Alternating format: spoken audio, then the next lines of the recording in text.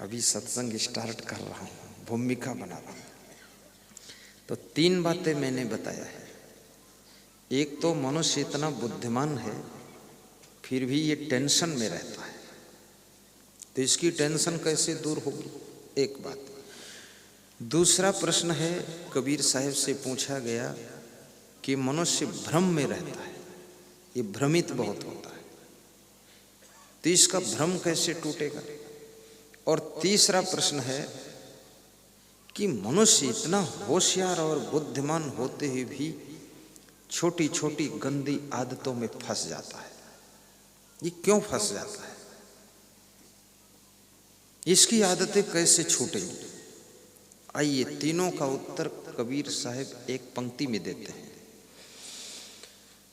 न हरि भजसी न आदत छूटी, न हरि भजसी। गाइए, भाव से गाइए। न आदत छूटी न हरि भजसी, न आदत छूटी न हरि भजसी। मनुष्य का मन ऐसे है जैसे बालक का मन होता है। बालक ने यदि अपने हाथ में चाकू पकड़ लिया है तो मां डर जाती है कि अपने चाकू से अपनी उंगली काट सकता है, अपने शरीर में कहीं चाकू मार सकता है।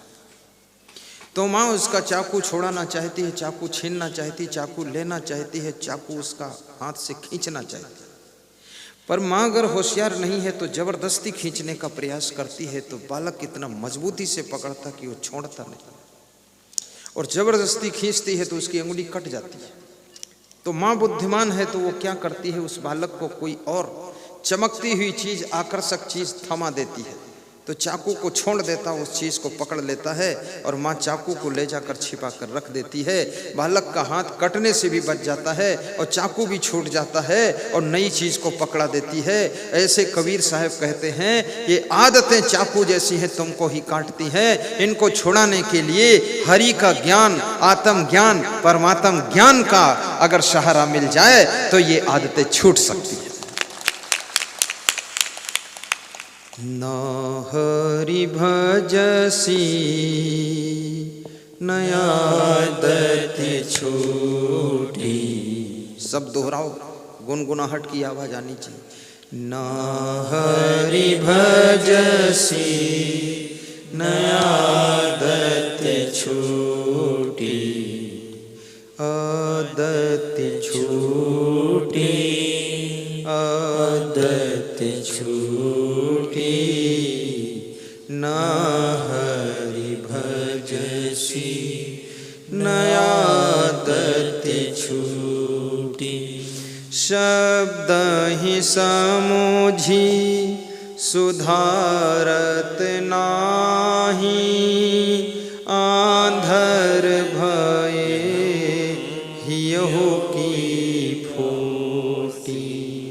शब्द ही समूझी सुधारत नाही, आंधर भये हियहु की फूटी।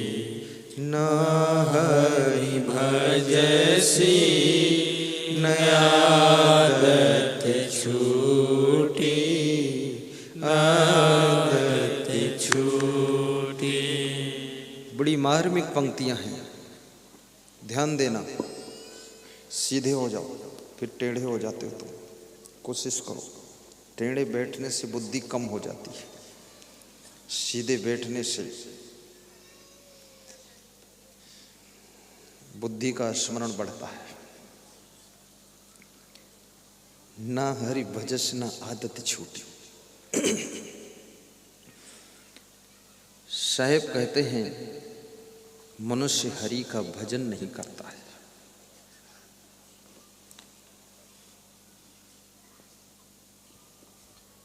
आत्म कल्याण की साधना नहीं करता है। हरि का भजन क्या है? हरि के भजन का अर्थ ये नहीं है की माला लेकर के सुबह से लेकर शाम तक हरि हरि हरि हरि, राम राम राम राम। इसको भजन कबीर साहब नहीं मानते। कबीर साहब कहते हैं हरि का भजन हर घट में रमने वाले हरि को पहचान लेना, हर घट में रमने वाले हरि को पहचान लेना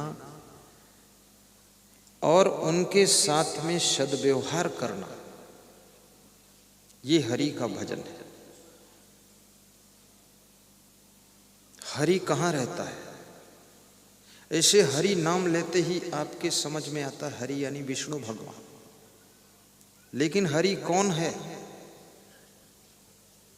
पद्म पुराण के ऋषि ने कहा है, पद्म पुराण के ऋषि से पूछा गया कि हरि कौन है? हरि किसे कहते हैं? पद्म पुराण का ऋषि बहुत अच्छा समझाता है, हरि की परिभाषा दे रहा है। मतलब जो बात कबीर साहब ने कही है उसको पद्म पुराण से मैं कोट कर रहा हूं। पर दुखेन यो दुखी सुखो यश परस्त्रिया संसारे यस्मिन सह विज्ञेय साक्षात देव हरि स्वयं। यदि आप अर्थ समझ गए हों तो मैं आगे बढ़ूं, अर्थ न बताऊं।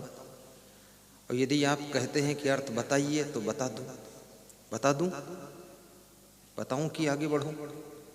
बताऊं। और ना मालूम हो तो मेरी इज्जत का भी तो सवाल है। मुझे ही ना मालूम हो तो इज्जत तो बचाने दो आप। ऐसा बोला करो जैसी आपकी इच्छा।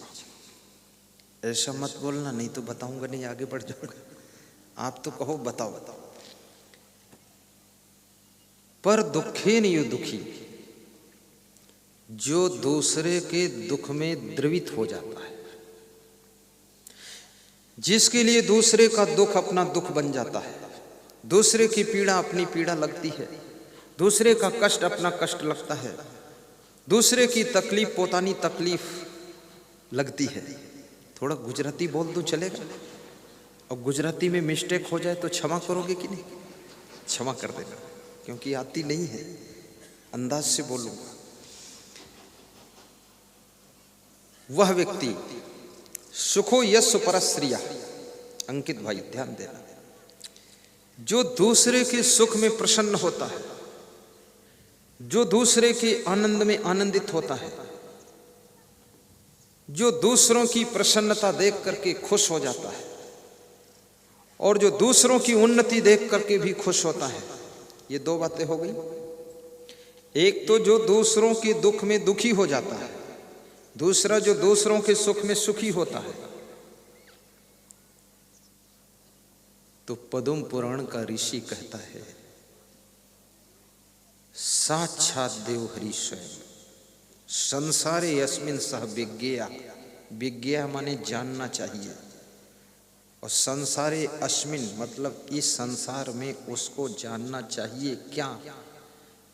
साक्षात हरि स्वयं, वो स्वयं साक्षात हरि भगवान का रूप है, जो दूसरे के दुख में पिघल जाता है और दूसरे के सुख में खुशी हो जाता है। साक्षात हरि भगवान। अब आप अंदाज लगाइए, क्या ऐसा कोई साधारण इंसान में होता है? नहीं होता है। ये सिंपल सा अर्थ है, सिंपल सा श्लोक है, पद्म पुराण का श्लोक है। लगता है साधारण बात है, लेकिन बात बहुत असाधारण है। ये छोटी बात नहीं है कि दूसरे के दुख में द्रवित होना। ज्यादातर मनुष्य का मन ईर्ष्यालु है, दूसरे को सुखी देखकर दुखी होता है, दूसरे को अच्छे मकान में रहता हुआ देख करके इसको दुख होता है। इसको इस बात का दुख नहीं कि मैं झोपड़ी में रह रहा हूं, इस बात का दुख है पड़ोसी अच्छे मकान में क्यों रह रहा है। इस बात का दुख नहीं कि मैं साइकिल से चल रहा हूं, इस बात का दुख है ये आदमी फॉर्च्यूनर से क्यों चल रहा है, इतनी अच्छी गाड़ी कहां से मिली। इस बात का दुख नहीं कि मेरी साड़ी साधारण है, इस बात का दुख है पड़ोसिन की साड़ी इतनी टाप की बॉम्बे वाली क्यों है। ये सारा दुख है। सामान्य लोगों के लिए दूसरों का सुख दुख बना हुआ है और दूसरों का दुख उनका सुख बना हुआ है, उल्टा है। ये हरि भगवान कैसे हो सकते हैं? हरि भगवान साक्षात रूप बनना ये साधारण साधना नहीं है। बहुत बड़ा ज्ञान होगा, आत्म ज्ञान होगा, गहरा बोध हो जाएगा, वही व्यक्ति उठ सकता है इस बात पर। कुंभ मेला उज्जैन में हमारे साथ में उत्तर प्रदेश के कमिश्नर और 2-3 संत और पीछे गाड़ी में 5-6 संत, 2 गाड़ियों से हम राउंड ले रहे थे कुंभ मेला में। तो मेरा तो परमिशन था कुंभ मेला के अंदर कहीं गाड़ी ले जाऊं, तो परमिट था, लगा था गाड़ी में, जाओ, कोई रोकती नहीं पुलिस। और वहां बहुत सारे लोग पैदल चल रहे थे, लाखों लोग। अब लाखों लोगों में मेरी गाड़ी, तो एक झुंड स्त्रियों का मिला, उसमें लड़कियां थी नई नई। और लड़कियां क्या बोलती है कि हम लोग पैदल चल रहे हैं, ये लोग गाड़ी में क्यों जा रहे हैं। अब उसको ये सिंपल सी बात समझ में नहीं आ रही है कि इन्होंने कितना बड़ा त्याग किया है, कितनी बड़ी साधना किया है, कितना बड़ा वैराग्य किया है, कितना बड़ा काम किया है, तब इनका परमिशन हुआ है। ये लंबी यात्रा इनकी रही है, साधना की, सेवा की, समाज को सुधारने की, जागृति पैदा करने की, तब जाकर गाड़ी से जाने का परमिशन मिला है मेला के अंदर। और तुमने क्या किया है? खाली लिपस्टिक लगाया है, गाल में रंग, खोपड़ी में रंग, बाल में रंग, ओठों में रंग, नाखून में रंग, पाँव में रंग, रंग में रंग, सभी हो गए दंग, घर भर तंग। और फिर बराबरी मेरी कर रही है। तो मैं जवाब तो कुछ नहीं दिया, क्योंकि वहां जवाब सुनेगा कौन, फालतू बात। पुरुष का वो सुन लिया मैंने। तो कमिश्नर मेरे साथ बैठा था, वो बोला क्या कह रही है? हमने कह रही है बहुत ऊंचे महात्मा जा रहे हैं। तो बोले ठीक है, अब उसको बताओ तो वो कुछ और बोलेगा। कोई व्यक्ति कैसे इतनी ऊंचाई पर पहुंचा है, उसके पीछे उसकी कड़ी मेहनत, उसका समर्पण, उसका त्याग, उसका सही डिसीजन और दिन रात उसका अलर्ट रहना, सावधान रहना। कदम कदम पर उसने चुन चुन के रास्ते पर पांव रखे हैं, तब आज जाकर के वो इतनी बड़ी ऊंचाई पर व्यक्ति पहुंचा है। उससे ईर्ष्या मत करो, बल्कि उससे तरीका सीखो कि